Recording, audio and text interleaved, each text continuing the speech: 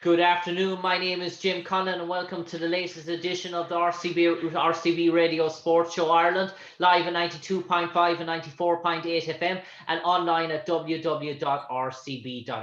As we continue our build-up to the Olympic Games and a strong Irish contingent heading to Tokyo to represent our country, an awful lot of Irish interest obviously falls over the track and field, and we're obviously amazed and mesmerised by some of the showcase events in terms of the track and field, in terms of the sprinting events, from the 100 meters finals to the 5,000s to the 10,000s to the 200 meters, 400 meters. We have had so many greats throughout the decades, from Usain Bolt to Michael Johnson, to Sanya Richards-Ross, Marion Jones, to name a few. But I'm delighted this evening to be joined by a former Olympian, Wallace Spearman Jr., a two-time NCAA outdoor champion, a silver medalist, a silver medalist at the 2005 World Champion, and he also finished third in the 2008 Summer Olympics in Beijing as well. Wallace, do you always get excitement whenever the Olympics comes around? And particularly this Olympic Games, no Usain Bolt, no Justin Gatlin, no Caprice Coleman, no Mo Farah, to name but a few, all the sort of names that we've so familiarized in the last decade. It seems to be a new dawn heading into Tokyo. Yeah, I definitely get excited, but what that means to me is I'm getting old. So a lot of my former teammates won't be participating in the games this summer. You still have a few. You still have Abdi in the men's marathon, and you have Allison Felix and the women's 400, and probably in some relays as well. But it's definitely the changing of the guard, and you'll definitely have a lot of new faces. And some of these faces I don't think will disappoint. We've had two young athletes, actually three, make our team in the 100, the 400, the 200, and I mean I'm just really excited about some of the performances that we'll probably see in these games. And Wallace, you mentioned there Alison Felix, a five-time Olympian, her first Olympics back in 2004. That's a phenomenal achievement. And obviously to make note of Shelly Ann Fraser-Price this is our fourth Olympics as well. So obviously to be around that distance, to be at 35, 36 and still making Olympics games, it's a phenomenal achievement. Normally most athletes do the cycle twice, maybe three times at most, but to do it on four and Alison's five times, it's phenomenal, really, isn't it? I mean, I think it just goes to show how talented that these athletes actually are. It's very uncommon from whatever country you are to represent your nation more than once. And you're seeing this, like you said, 4 and 5 times from certain athletes. It's a testament to how much they're dedicated to our sport, how dedicated they are to being successful. And for the young kids that get to actually watch this, and some of them that get to race them, I think they don't really realize that they're going to go down in history racing some of the greatest. They might not be at their peaks right now, but still, at the end of the day, these athletes are phenomenal. I can't say the same for Shelly, because she looks like she's geared up to go ahead and take the win. But you have a young Brit in Ashley Smith, who she looks like she's not backing down any as well. She's definitely up to the challenge. So I'm very excited to see what happens this summer. Unfortunately, we do have the COVID situation, so I hope everyone is safe going into it and we don't lose anybody else for any unnecessary reasons. And, I hope we have a great game and things go smoothly. I suppose, Wallace, will take you on to the showpiece. Obviously, the main event of the Olympic Games is predominantly seen as the 100 meters. And I suppose with Usain Bolt out, everyone thought, wow, this is finally going to be Justin Gatlin's time. He's waited so long. He's been so much heartache in terms of Olympics. If it came back in January, people were saying he's going to be the front runner who's so amazing at times. And then obviously everything went wrong for him at the USA trials, pulling a hamstring, missing out in the Olympics. Tyson Gay not making it either. Christian Coleman absent. Has it really thrown open the field in terms of the 100 meters when you think about it now, with no Justin Gatlin, no Christian Coleman, no Tyson Gay? Has it really sort of made that field as it tightened really in terms of who are the main contenders? Honestly, I still feel like there are some main contenders. It's just not going to be the ones that we're accustomed to. Like you said, you made the point earlier, and I think it's very valid. It's the changing of the guard, and as of right now, I mean, we still have Christian Coleman, not Christian Coleman. I apologize. Said the name. Trayvon Bromell from the U.S. who ran 9.7, which at one point that would have been the fastest thing we'd ever seen. But since we had the Tyson Gays, the Johan Blakes, the Usain Bolts, and etc., it almost became normal. So you have him, and then you have this emergence of Fred Curley, who was a 400-meter runner, had some injuries and decided to go and run a 100-meter dash and has ran 9.8. And afterwards, he was upset with his race. So I think he's really excited, very excited to watch. One thing I know about track and field is when one person steps up, the world usually isn't too far behind. I can't say the same case for Usain Bolt, but I think that's why he was so great, is because he for year after year after year stayed in front of the pack. But as of right now, there's no front runner, like you're saying, who's a clear favorite, but there is a group of people who have separated themselves from the rest. So it should be very entertaining. It should be very interesting to watch. And I think that's exciting for fans as well, as when you have an idea who's going to win, but you really don't know. So I think that creates a little bit more excitement in our sport as well. And Wallace, in terms of the USA, many people are tipping we could get a US 1, 2, and 3 in terms of the 100 meters with Ronnie Baker in there as well. But obviously, the dark horse in this, obviously, a previous Olympic gold medalist as well, Andre de Grasse.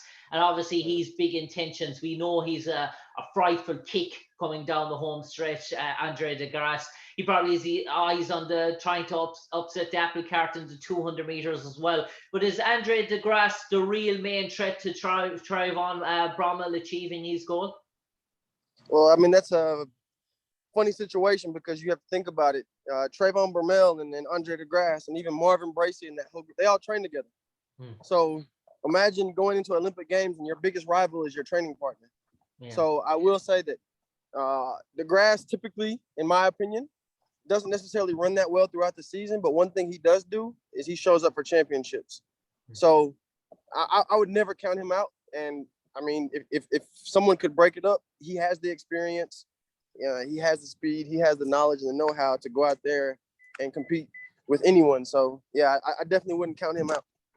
And Wallace, if we move on to the 200 meters, and obviously one of the clear front runners, I suppose he's been a shining star for the last number of years, probably known throughout America, known throughout Canada, but not probably a global name as such, Noah Lyles. And Noah obviously has aspirations, anything but a gold medal he will feel in this Olympic Games as a failure. But when you have Erin Knighton, the youngster coming of age, you have the experienced British runner Adam Jamili, obviously Andre de Grasse as well. But surely you can't look back at Noah Lyles on form wins this all day.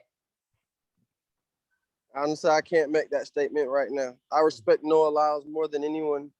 We had the same coach, and we've had several conversations over the years, jokingly about him being the fastest person that Lance Brahman, my former coach and his current coach, has ever trained. Right now, I think Tyson Gay and Noah are 1 and 2, and I think I would be 3 on that list, which is, I mean, not a bad list for one coach to have a couple 19.5s and some 19.6s, but I definitely won't count out Kenny Benederic, who trains with Dennis Mitchell. Yeah. I've been watching him throughout the year, and I'm definitely impressed with him.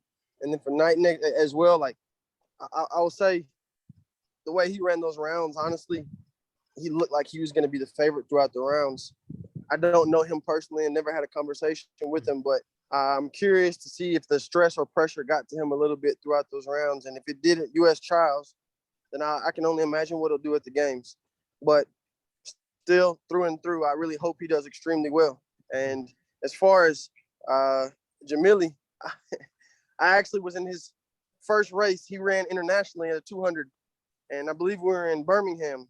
And afterwards, I walked into the restroom, and someone was in there throwing up, and it was him. So, I mean, he's come a long way, and I definitely root for him. He's a great kid as well, and I believe he trains in that same group with the Grasse and Trayvon. So there's no lack of talent in that group, and those boys really should be ready. They're definitely battle hardened, and They've been tested, and I can only imagine what a practice looks like for that group of kids. But it should be very exciting. I mean, you still have some others that could step up and do well, but I think this year, honestly, it'll take 19.8 or better to even medal. So that'll be very fun to watch. And Wallace, if I can flip over now to the women's 100 meters, and obviously you mentioned, we've already mentioned Shelly-Ann Fraser-Pryce, but you have, and we've mentioned Dina Asher-Smith, but obviously Elaine Thompson is a contender there as well, Shericka Jackson. So you probably have four real contenders going for sort of 3 medals in terms of gold, silver, and bronze. And do you expect a photo finish in terms of the women 100 meters, or do you think Shelly-Ann Fraser-Pryce is on the form of her life at the moment? Oh, I mean, she's been running phenomenal this year, and like I said, hopefully she keeps it together. You do have Shelly-Ann, you have Elaine, and I mean, countless others. You can't forget about Blessing Okabari as well, because she ran a windy 10.6, but one thing I've noticed about our sport is when one person runs something windy, typically, if they are a true champion, they can run that same thing throughout the season. So I'm really interested to see how fast it takes to win the race. Honestly, that's secondary. It doesn't matter how fast you run. That's just for the fans, the time. At the end of the day, it's about, gold, silver, and bronze. So I think that's what the athletes will focus on. But from the fans' perspective, it should be very entertaining, very electrifying. And, these lane draws and these rounds and who you have to compete with in order to make the final should be very interesting to watch as well. Some athletes will definitely have to use a lot more energy to make it to the final than others, just depending on how they draw the lanes. And that'll be the story that's not really told, but fun to watch. And Wallace, we've mentioned in terms of probably there's going to be a changing of the guard in certain sort of events, but the women's 200 meters, oh my God, it is so stacked in terms of talent. You have so many contenders here from young and old. Even some of these names here, even if they avoided each other in the heats of the semi-final, you could go into Olympic final where all 8 could possibly have a contention in terms of medaling. You've Gabby Thomas, Shauna Miller-Obo, Dina Asher-Smith, Elaine Thompson, Shelly-Ann Fraser-Pryce, Shericka Jackson, and who cannot forget Daphne Schiffner's as well in there in the mix as well. I mean, that's 7-8 names that all possibly on their day could actually gold medal. It's going to be probably the race to the Olympics, really, into that women's 200 meters. And I want to add Jenna Prandini to that race as well. I'm a big fan of hers just by her running form. She runs so smooth and she's technically sound. I really enjoy watching her run as well, but it's really hard. I mean, Shanae, it's hard to gamble against her. Whenever I watch her run, honestly, I'm so astonished. I'm a really big fan of her. Once again, she's with Lance Brahman, my former coach. And when I watch her run, sometimes it's just jaw-dropping. But then you have, the young American right now, Harvard grad, won nationals, and goes out there and runs 21.6. It's going to be a phenomenal race. It's definitely, I will be glued to the TV or the seat or wherever I am at that time.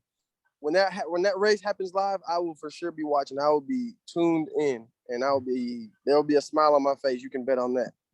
But, and Wallace, in terms of the 400, I suppose Michael Norman is probably the sort of standout name in terms of the men, and I suppose anything but a victory for Michael Norman will be seen as a surprise.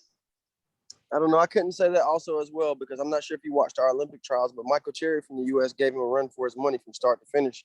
I mean, he ended up finishing really strong at the end for about 300, and I know the race is 400 meters, but for the first 300 to 350, Michael Cherry is right there, and he's been running well all season.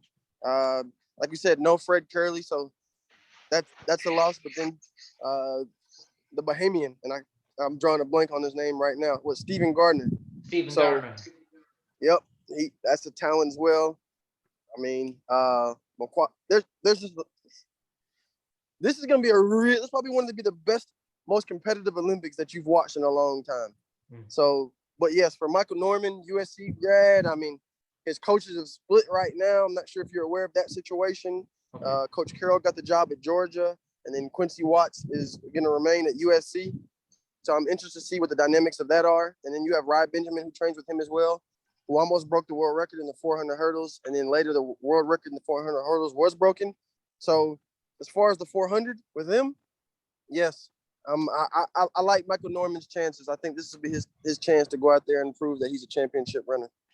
And in the women's equivalent, is there a possibility that Alison Felix could actually medal going into the 5th Olympics in the 400 meters women?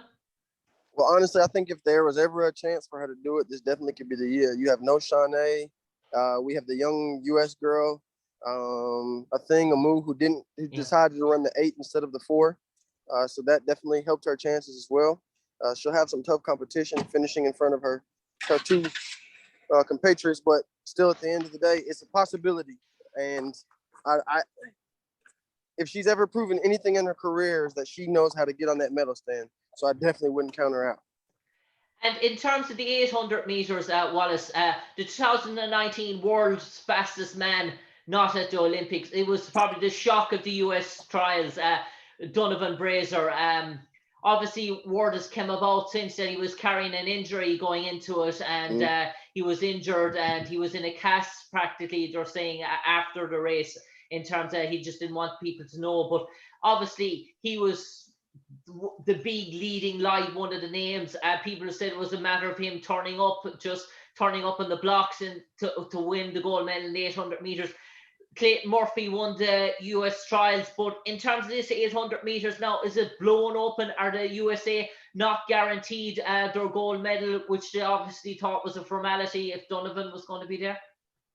Well, Clayton Murphy, once again, and you'll have to forgive me because evidently you'll see throughout my career, I've had a lot of coaches, but Aline Francique from Grenada was coaching Donovan Brazier. So I got that information, I guess, a little bit before the trials. So, I was still rooting for him and hoping that he, had a successful trials in the summer, but it didn't. I mean, we see the result now. It was definitely very grim. But as far as Clayton Murphy, he definitely stepped into the limelight. And, I mean, that's not a bad name to have the U.S. put their hopes into, and hopefully he can go out there and finish in that top 3. But what I will say is, yes, in that event, it's wide open, and that's still a dash, technically, a little bit outside my realm. Definitely never ran one of those before. So I'm going to be a fan when that race comes about.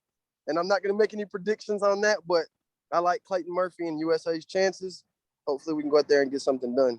There's going to be some stiff competition around the world, but it's the Olympic Games. I think everyone expects that. And Wallace, you mentioned Mo there in the 800 women. She's almost like the Usain Bolt of female athletics now. You mentioned she didn't opt to run the 400, so she ran the 800. I mean, she already signed up a shoe deal. I think it's Nike. She's already signed up a picture face. She's the picture girl of athletics at the moment. Frightening times. I think she's only beaten once this year. But obviously then you have Hede Line from Norway. You have the Ugandan Halimi Mackay as well. They'll probably provide stiff competition. But what only thing that probably Atin Mo misses is that Olympic experience. But if a form is to go by, it's absolutely frightening. Well, she trains once again at Texas A&M. That's where I was with Pat Henry and those coaches down there. I'm probably talking too much right now, but after her race, I was around Coach Henry, and he said he couldn't believe her. And I asked him why, because she won at a young age, and he said no, because after the race, she approached me and she said I was expecting more competition out of that race. She really looks forward to good battles, and I've transitioned right now into somewhat of a coaching role. I had her on a junior team where she went out and ran the leg of the women's 4x4, and she ran phenomenal. So at that point, my eyes were focused on her and her career to see how it would unfold, and she hasn't disappointed not one bit. I think right now there's about 5 or 6 girls that have run 156 or better. So that's crazy for me to sit here and watch that. Typically, that could win a Worlds or an Olympics, but if it comes to the point where someone is running 156, 157, and they don't get a medal for the fans, that'll be really, really fun to watch once again. And like I said, every event you've named right now is going to be super competitive.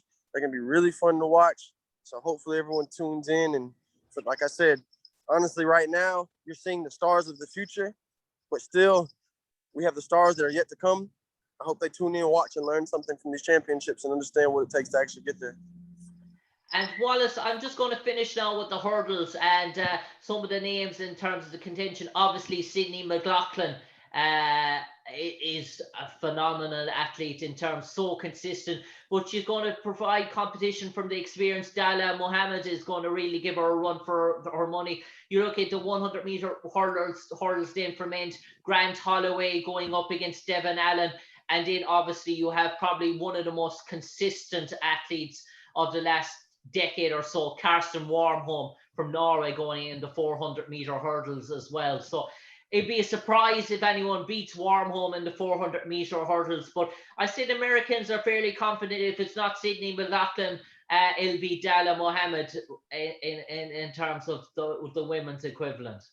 Yeah, for sure. I think you should definitely see in the women's 400 hurdles a battle between the U.S. athletes, and I wouldn't be surprised if a world record is broken.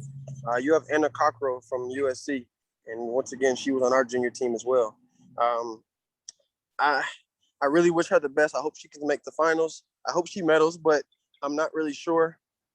She's extremely smart and extremely competitive, so I wouldn't count her out. But I mean, this is a big jump from the collegiate system to the the pros, and definitely the Olympic Games as well. So I wish her the best. But I think Sydney, she didn't like that taste that she had in her mouth when she went out the last two championships and didn't get that gold medal. And she's put in the work to make sure that she comes home with the gold this year. And I think that's what everyone is seeing. As far as Delilah, she's coached by Lawrence Johnson, aka Boogie Johnson. And even going into trials, his game plan was just make the team, just make the team. He felt like they needed a few more weeks for her to be ready. And now they've had that time. So I'm interested to see what that time is going to do for her and her chances of winning that gold medal again.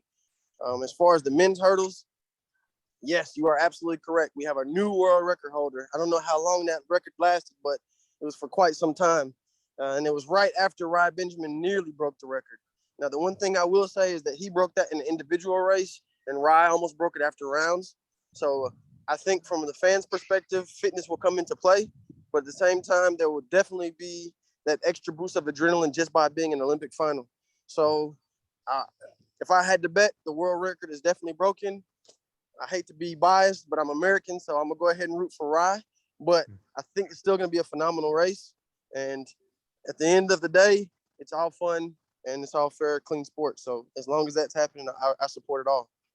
And Wallace, lastly, for the last 2 or 3 minutes while we have you, just to reflect on, you're an Olympian as well, a past Olympian, to reflect on your own experiences. Obviously, when you were competing in the Olympics, stadiums were packed with 40, 50,000 sort of people. There was no sort of COVID-19 pandemic where after races you had to quarantine, where you had to sort of self-isolate in your sort of room. In terms of between sort of rounds, obviously you could go and do whatever you wanted with sort of coaches. There wasn't sort of set times.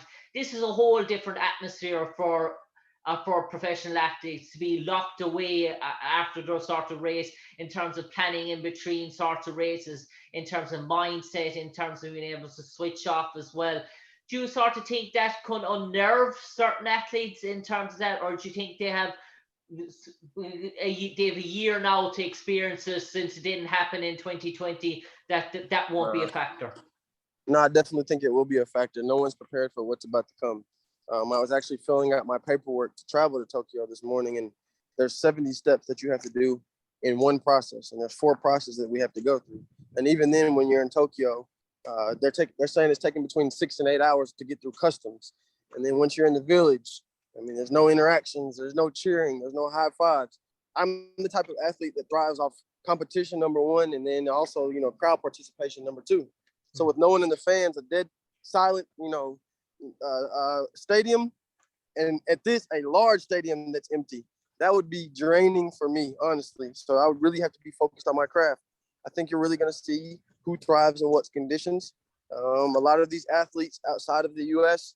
haven't had to go through a trials process. Some countries, they just name athletes to the team, and there's nothing wrong with that. It just goes to show that the level of the competition in the U.S. is extremely deep, but we did have fans there as well. That's the difference. The second thing, like you said, COVID, the protocols are going to be extremely different with the mix zones and travel to and from the games, or from the village to your competition venue. One thing that definitely made me feel more comfortable in my Olympic experience, about saying 2012, I came up for my semifinals, and I'm not the athlete who typically gets nervous, but for whatever reason, I was nervous at the time. I looked in the stands and I saw my little brother who was about 8 years old and my sister who was about 6 at the time, and it made me feel a lot more comfortable. They were rooting for me. I could tell they were nervous. So, just by seeing their faces, I was at ease. I couldn't imagine what that race would have looked like if I would have looked in the stands and saw no one. So I really feel bad for these athletes. It is a COVID world right now. I really feel bad for, the people who have lost loved ones in this process. I feel bad for Japan. I realize they're still trying to host this, contrary to most of what the actual fans and or citizens of the country want. But still, at the end of the day, it seems like the games must go on. And, we're going to go out there and try to give a great show from Team USA, and I imagine all countries. But it's going to be different. It's definitely going to be different. I think if anyone tells you any otherwise, they're either mistaken or they're lying to you. But you got to go out there and you got to keep your head down and do your job. And you got to go through all the processes and make sure you're doing whatever you're supposed to do. And try to stay healthy, try to social distance, try to stay, away from people and focused. So good luck to everyone who's competing. And that goes for all countries, not just Team USA. On that note, Wallace Spearman, an absolute pleasure talking to you today. A former Olympian, dare I say, a really good friend of Usain Bolt as well. Usain Bolt has mentioned of his friendship with Wallace throughout the years. Great sort of rivalry between the two of them as well. Wallace, thanks for giving us a deep insight in terms of going through the whole track and field event in terms of both codes from 100 meters in male and female up as far as the 800 meters and obviously the hurdles as well. We value your insight, and no doubt many people listening in will be going off to their bookies, taking on Wallace expert advice in terms of tips, and the fan letters will be coming your way if there's successful winners, and probably some mail that you would not want to answer as well in terms of the tip if your advice will come in. But Wallace, an absolute pleasure giving you your insight there today. We wish you the best of luck traveling out to Tokyo and looking on in terms of the Olympic Games, and thanks for sharing your insights today, and hopefully it's a memorable experience for you as well. Anytime. I appreciate it. Thanks for having me. Cheers. Take care, Wallace. Take care.